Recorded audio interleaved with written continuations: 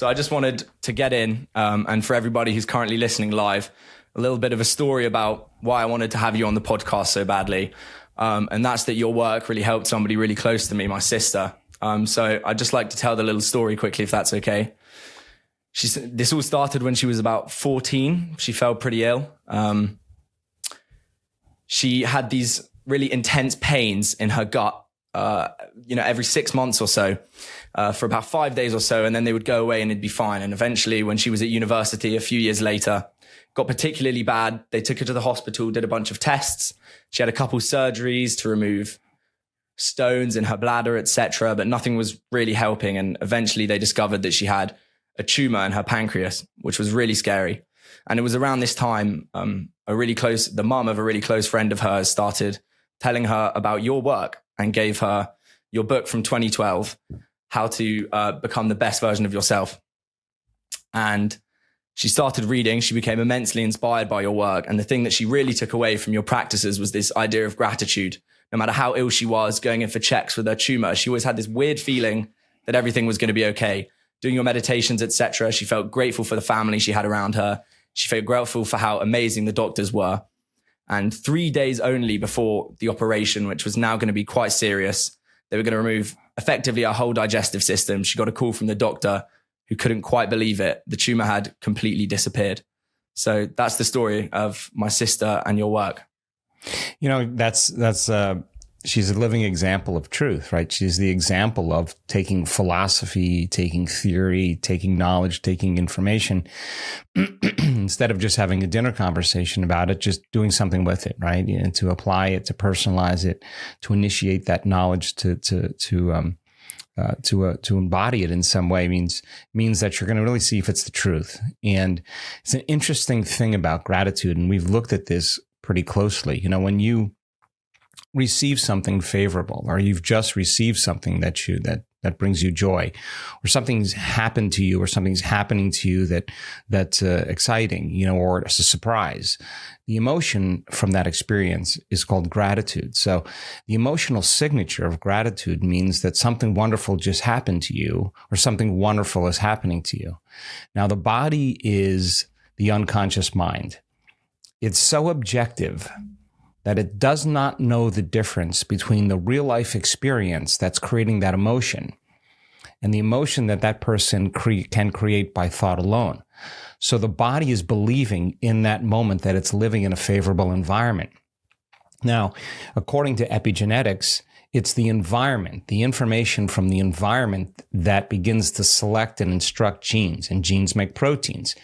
And you don't change the gene, but you change the expression of the gene, right? So when you move from fear or frustration or resentment or impatience or suffering, and you change your emotional state, and you begin to feel that emotion ahead of your healing, the body begins to change genetically, because it's beginning to believe then in that new environment that life has changed. And if the environment signals the gene, and the end product of an experience in the environment is the emotion, she's actually signaling genes ahead of the environment.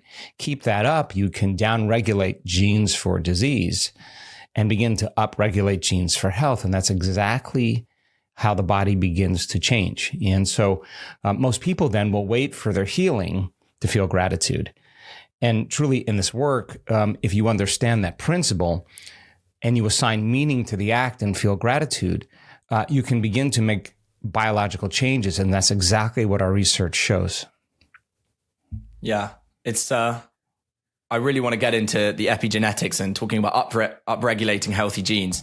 Just before we do, something I want to touch on about it, and about your book, Becoming Supernatural, which I read. One of the things I loved, and my sister's story is just one example, is how case studies and inspiring stories of individual people is right at the center of it.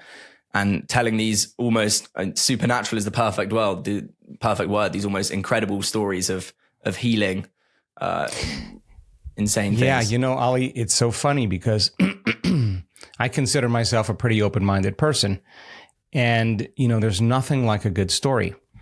And in tradition, before there was internet and before there were TVs and devices, and allegory was the way for people to learn, right? And parables and allegory was a great way for people to gain, the lesson in the story.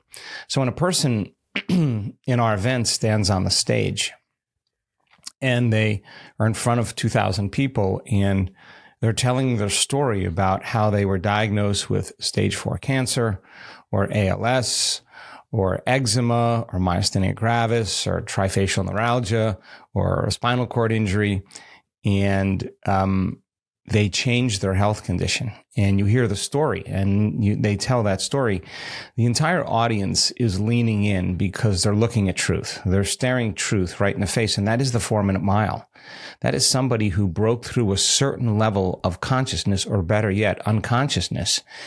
And by them telling the story of truth, what happened to them, the entire collective, the entire audience is leaning in, and they're listening really closely, and they're becoming aware of another possibility that they were unaware of. Not just reading about it or, theoretically it's possible, but that person has the scans, they have the blood tests, they have no symptoms, they have no signs, and it's unbelievable.